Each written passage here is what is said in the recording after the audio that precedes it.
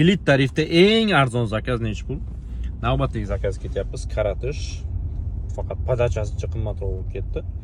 Tak, poyezdka bo'lsa mana 600 metr 3 minutlik yer ekan. Bu yerdan shuni endi yo'lni nari beriga olib boramiz ekan. Necha pul bo'ladi? Hozir ko'ramiz. Hozir ko'rsataman sizlarga. Eng arzon zakaz minimalka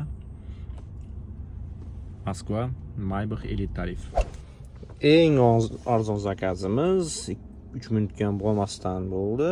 Itogo 2029 rubl. Bu arzon emas faqat. Eng arzoni tak, eng arzoni 1799 rubl. Bu zakazimiz bo'lsa 2000 bo'ldi.